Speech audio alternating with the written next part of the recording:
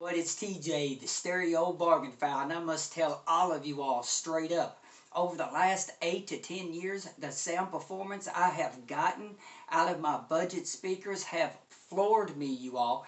I mean, in the last 8 to 10 years, the budget speakers, no matter if they're a stand mount speaker or a tower speaker, they really have scaled up a level. And it's been very, very fun for us audiophiles.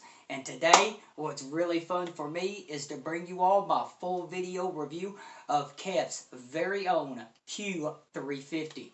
Now, first off, I want to start out this video review going over the price point, some specs, features, and size and dimensions of the KEF Q350. Then, very quickly, I will go over my subjective, humble opinion of the sound performance of the KEF Q350. Then, yes, at the end of the video, I will be comparing the KEF Q350 against, over here in your far right hand corner, my Elac UB52s that I reviewed about 2 months ago. And one thing I will tell you about the Elac and the KEF is they sound completely different. It just all comes down to a matter of taste. So let's go ahead and kick this full video review of the KEF Q350 off. Now, first off, let's talk about the price point from the very beginning of the video. Now, the KEF Q350 comes in at a retail price of $750 US. Now, a distributor that I really like is CRUTCHFIELD. I order from CRUTCHFIELD all the time, and they're normally about $750 US. Now, there was a couple weeks ago that, different companies had the KEF Q350 on sale for $500 US. Now, I know of a company named Audio Accessories for Less. I think they have some recertified KEF Q350s that you can still get for $500 US. And you can get them in 3 different vinyl wraps. You can get the walnut vinyl wrap that I have in front of you all. You can get it in black or white vinyl wrap. Also, personally me, I really like the walnut vinyl wrap. But anyways, the height of the speaker is about 14.25 of an inch, or 362 millimeters tall. Now, across the front, what we actually call the width is 8 5/16 of an inch, or 211 millimeters. Now, the deepness, how deep the KEF Q350 is 12 1/16 of an inch, or 306 millimeters. So the cabinet of the KEF Q350, it's a medium size. It's not super large like a Polk Audio LSIM 703. I mean, the KEF Q350s come in at about 17 pounds each, or 7.7 kilograms. Now, the frequency response of the KEF Q350s are from 63 hertz all the way up to 28 kilohertz. But one thing I will tell you all straight up is the KEF Q350s has some bass, you all. I mean, they have very good bass. Impressed me, especially to be a stand mount speaker. I mean, really impressed me, you all. But anyways, they're coming in at about 17 pounds each. Now, the one thing about the KEF Q350s is they are a coaxial design, meaning this mid-range driver that we see here on the outside is 6.5-inch aluminum. But they got some kind of laminate going over top of that aluminum cone. Now, the inside, we have our 1-inch aluminum tweeter. And what is really nice about having a coaxial design is you get that pinpoint imaging. And that is something I love with the KEF Q350s. And at the very, very end of the video, yes, I will give you all a close-up look. Now, let's go ahead, and I'm just going to jump straight into what the KEF Q350 sounds like, in my humble opinion. First off, straight off the bat, yes, the KEF Q350 has a forward presentation that's very revealing. But with the KEF Q350, especially in the mid-range, there is a little bit of warmth to it. Now, I'm saying slightly on the warm side of neutral. Compared to like my KEF Q100 speakers, yes, the Q350 is a little bit warmer. But I'm not saying it's warm like, speakers like my JBL Studio 530s. Those stand mount speakers, those would be warm. These are slightly warm.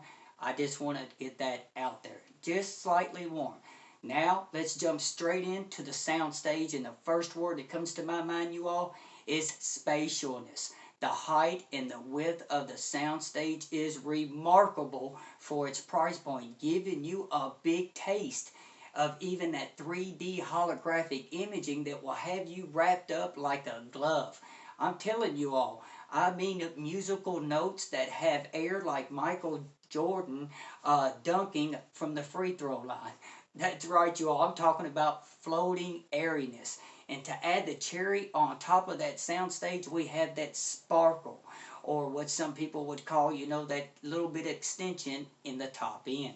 But the KEF Q-350s do a great job at that sparkle, y'all. But that leads me to talk about one thing with the KEF Q-350, and that is the mid-treble. First off, the KEF 350, like I was telling you all, it has a forward presentation that's very revealing, but the engineers at KEF done a wonderful job tuning the mid-treble not to sound too sibilant or overly fatiguing, meaning the KEF Q350 is enjoyable to listen to.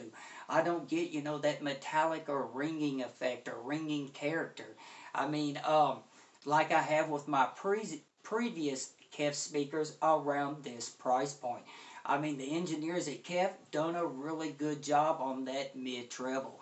Now, I'm not telling you the mid-treble is laid back or relaxed, but the mid-treble is just recessed just a little bit to make it more, again, enjoyable to listen to. Now, the dynamics with the KEF Q350 are good. I'm not going to say they're great. It's not like Eclipse horn speakers. It's not going to be dynamic like that, but it does have good detail and a very, very big sweet spot. That's one thing that I love about KEF speakers' coaxial design, is it just lays out this big sweet spot. Nice sparkle, airiness, 3D holographic imaging, just notes just flying all around your head, and especially when you get them set up right. Now, when it comes to male and female vocals, they're very clean and crisp sounding. So now, let's talk about one of the things that I really loved about the KEF Q350, and that is the low-end bass. Before I start talking about the low-end bass of the KEF Q350 and the mid-range and the top end real quickly, I want to go over some specs that I left out at the very beginning of the video. And I'll make this real quick, and I'll jump right back in to the overall sound character of the KEF Q350. The first thing is the KEF Q350 is rated at 8 ohms and 87 dB efficiency and a max wattage of 100 watts. Now, the crossover frequency with the KEF Q350 from the 6.5 mid-range driver or 165 millimeter mid-range driver and the 1-inch aluminum tweeter or the 25 millimeter tweeter, that crossover point is at 2.5 kilohertz. I just thought that was very important to tell you all. And another thing I figured out with the KEF Q350s, you all, that was surprising to me, because these speakers do like to drop down to the 4 ohm area, is that my amplifiers, all of them being class AB, if they were over 60 watts, then they had no problem driving the KEF Q350s. Now, if you can see here on the back of the Q350s, you see that we have a rear firing bass port in the very back of the speaker, which I would recommend you to pull them, at least a foot away from your front wall. But if you can't do that, they will come with some bass plugs that you can put in the back, and that will help out just a little bit. Me personally, I pull the KEF Q350s about 2 to 3 feet away from my back wall. Because one thing I will tell you about these KEF speakers, you all, is the Q350 is a potent stand mount speaker. And the low-end bass drops down like a small tower speaker, you all. The bass has that fullness to it. No, it's not going to hit you in the chest. It is a 6.5 inch, mid-range driver, but it's still very impressive. But the low-end bass is strong and stern. It has great grip and speed. That's impressive. the only Standmount speaker that I have, you all. In the last 2 years, I've owned about a dozen of them. But the only one that I own that has stronger bass altogether than the KEF Q-350 are my Polk Audio LSIM 703s. And the retail price of them is about $1,500 US, and they're a three-way speaker that weighs 30 pounds each. But anyways, overall, the KEF Q-350 has had the second strongest bass in a Standmount speaker that I have had in the last 2 or 3 years. So yes, the bass is impressive. But you all, there is a slight bass boosting in the upper mid-range. And this can hurt details just a little bit. But a lot of people will like this. I mean, the bass to me is very impressive, even though the upper bass does have that little bit of a bass boost to it. Now, the mid-range of the KEF Q-350 is slightly warm. Now, remember, y'all, I said slightly warm. Now, the low mid-range and the upper bass has a good amount of body to the sound. Drums have excellent impact and attack. Bass guitar even has density to the sound, you all, from my near field room to my small rooms. Now, vocals, male and female, again, are clean and crisp. The KEF doesn't sound, you know, overly sibilant with female vocals, and male vocals don't sound too chesty. Even tracks like Michael Bublé. I have 3 different CDs of Michael Bublé. And to me, you all know what that sassy SSSS syndrome can be. And I don't get that out of the KEF Q-350s. The ENGEENERS done a really great job of giving that, you know, that upper mid-range.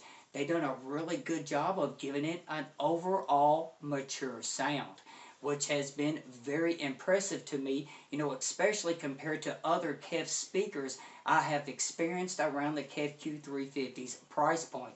I mean, I could really tell the engineers at KEF, you all done your all's homework. But, you know, the low to mid treble is basically now, it's non-aggressive, allowing you all for a more enjoyable presentation while still maintaining that outstanding clarity that digs deep into the micro details. Now, the top end, again, has that sparkle that I absolutely love. Instruments like flutes, trumpets, saxophone, xylophone, electric guitar has decay that is excellent. I love the decay of this speaker, y'all. And again, it's a point source speaker that has a huge sweet spot.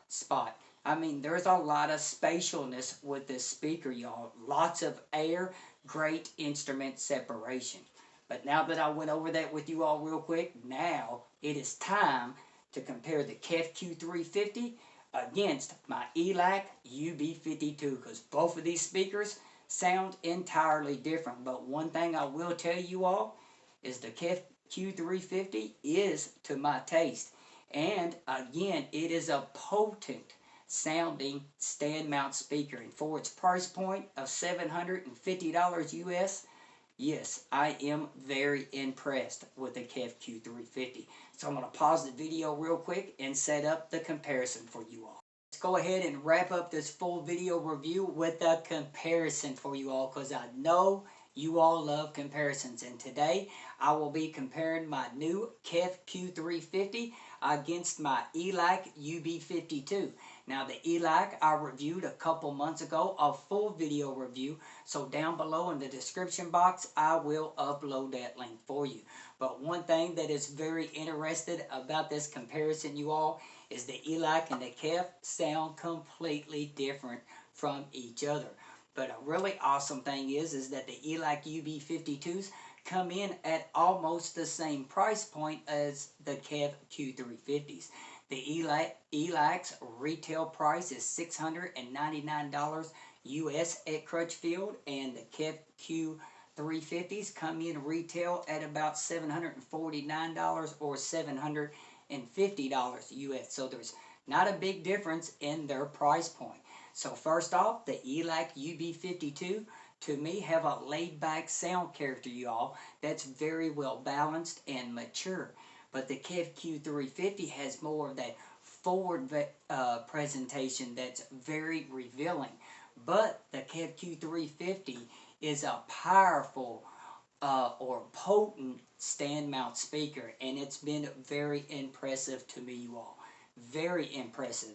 But the ELAC UB52s do have overall a better total balance. But the KEFs have much stronger, fuller bass than the ELACs. But then when it comes to the mid-range tonality and texture, between the two, both of them having aluminum drivers. You know, normally aluminum drivers don't give you the greatest texture and tonality, but with the ELAC and the KEF, they both have good tonality. No, I'm not going to say they're great, but they have good tonality. I would almost have to call them a draw, slightly giving the edge, in my opinion, to the KEF Q-350. Now, when it comes to soundstage, you all, you know, that total airiness, that 3D holographic imaging. Now, the ELACs, they do have very good depth, and they have a very good lateral dispersion out into the room, being a three-way design. But the KEF Q-350, you all, have such a spacious soundstage with this large sweet spot and this floating airiness. To me, you all, the KEF Q-350 does image better than the ELAC UB52. Now, when it comes to dynamics, yes, the KEF does have better dynamics overall. But when it comes to the overall clarity and details, well, the KEF is very energetic, whereas the ELACs are very mature sounding. And even some people would say the ELACs sound a little bit dark, actually meaning less potent in the top frequencies. But to me, it's more of a mature and balanced sound. The ELAC UB52 is more of a forgiving sounding speaker over the KEF Q-350. But you know, overall, when it comes to that clarity and details, again, to my opinion, I like the KEF Q-350 just a little bit better. But one thing I will tell you all is the ELAC UB52s have grown on me a whole lot. Now, when we start talking about the micro details, well, the KEF Q-350 takes the win for me again. But the ELAC UB52s is right there with the KEF Q-350s in the micro details and the micro dynamics.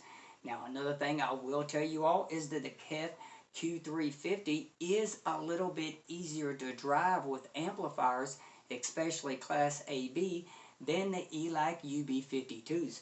These ELAC UB52s, you all, they like power.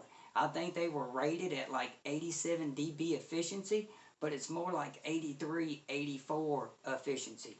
Where over here the KEF Q-350s were rated, I think, at 87 dB efficiency, but it's more like 89 dB efficiency. I mean, I didn't have a whole lot of problem driving the KEF Q-350.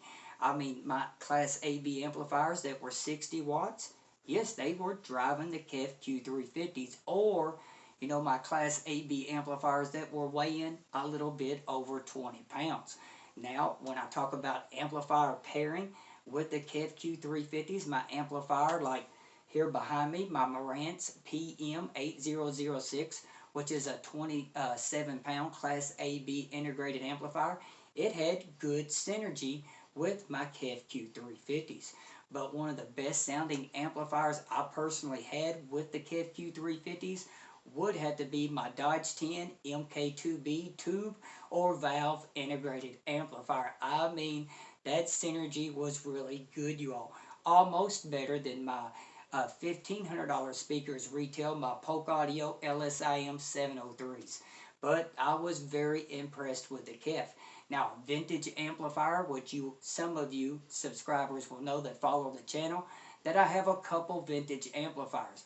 And my vintage amplifier that sounded good with the KEF Q-350 was my 1972 Marantz 2270. It's about a 40-pound receiver, and it actually had good synergy with the KEF Q-350s. But the thing is, you all, I sit here and I do this comparison back and forth between these speakers. It ought to give you all a good idea overall what they sound like. Yes, to my taste, I like the KEF Q-350 better than the ELAC UB52s. But I can see people out there preferring the ELAC UB52s over the KEF Q-350s because the ELACs are more of a forgiving sounding speaker over the KEF. And for somebody that gets fatigued very easy with high frequencies, then yes, they're probably going to like the ELAC UB52 better. Now, amplifiers that I had good luck with pairing up with the ELAC UB52, first off, my Yamaha AS1100. That AS1100 is a rock and roll sounding kind of amplifier, very energetic, and it brought some serious life to the ELAC UB52s. It's just, at the end of the day, you all, it is just a matter of taste of which speaker you would like better. And like I have always told you all, the number one component in your hi-fi system has always been you, not me or any kind of other reviewer. But one thing I will tell you all is that the KEF Q350 sounded completely different than other previous KEF speakers I have owned around this price point, like my Q100s. My Q100s, you know, the mid-treble isn't as tamed or mature sounding as the KEF Q350s. I mean, the engineers done a really great job with that. But that pretty much wraps it up for me, you all. I'm going to give you all a close-up look of the speaker and wrap this up. Okay, you all, before the close-up look of the KEF Q350 stand mount speaker, one thing I wanted to go over with you all real quick is that I would always recommend that you try to audition to a speaker before buying it. But another thing, if you are interested in buying the KEF Q350, I would recommend, you know, a speaker stand that is at least 26 to 28 inches tall. And the reason is for that, you all, because you normally want to get your ear level right with the tweeter. And you can see the tweeter of the KEF Q350 is almost dead straight in the middle of the front faceplate. So 26 to 28 inch speaker stands is what you want to go with. I've been using the Pangea 400 and they've been working out great. Okay, now time for that close-up. But another thing, if I'm comparing the KEF to the ELAC UB52, I want you all to know that both of these stand mount speakers are about the same size. Now the KEF Q350 is just a little bit wider across and just a little bit deeper in depth than the ELAC UB52s. But the ELAC UB52s do weigh about 2 pounds more each than the KEF Q350s. But both of the speaker cabinets are solid. I mean, I'm impressed with both speaker cabinets for their price point. Okay, you all, here I have the walnut vinyl wrap KEF Q350. Here's the front faceplate. On top, we do have the KEF emblem. And then we'll take a closer look at the mid-range driver with the aluminum cone. And in the center, we do have the 1-inch aluminum tweeter, the UniQ driver array. I tell you all, these speakers impressed me more than I thought they were going to. And this review was based on their price point. Now, let's go to the side. I mean, I am a big KEF fan, and I really like what the engineers did, especially with that mid-treble. I really like this walnut, you all. And now here is the back of the KEF Q350. As you can see at top, we have this large bass port. Does come with a plug if you need to put them close against the wall. Helps out a little bit. And then down below, you see we have our 5-way binding post, which I'm actually not a big fan of the 5-way pounding post of the KEF Q-350. I have a couple different sets of speaker cables with banana plugs, and all of them, when I use banana plugs, they're a little bit loose. But I did buy these speakers used, but they were in very good condition. So if I was to use these for a very long time, I would actually probably just screw down a speaker spade to them. Or reach out to GNR Research and get some tube connectors. That might be a great idea. And here's an overall size comparison for you all to give you a good idea. Like I said, the KEF Q-350s are just a little bit bigger than the ELAC UB52s, but both of them sound completely different. But for both of their price points, they do perform well. But I tell you all, I really personally enjoyed the KEF Q-350s a whole lot. Again, my little 40-pounder Marantz Model 2270 from 1972 had good synergy with the KEF Q-350s. And as well as my Marantz PM8006 that I will be video reviewing here very soon, the Marantz also paired up good with the KEF Q-350s. And my absolute favorite amp pairing with the KEF Q-350s, you all, has to be my Doge 10 MK2B tube valve integrated amplifier. The pairing had great synergy together. I actually can't wait to hook the Doge and KEF back up together. But one thing that really impressed me, you all, with the KEF Q-350 is how powerful and potent of a Standmount speaker the KEF Q-350 is. I mean, it can compete with small tower speakers. Now, I would recommend the KEF Q-350 from a near field room to a small living room. And until next time, for real this time, it's TJ, the Stereo-Bargainphile.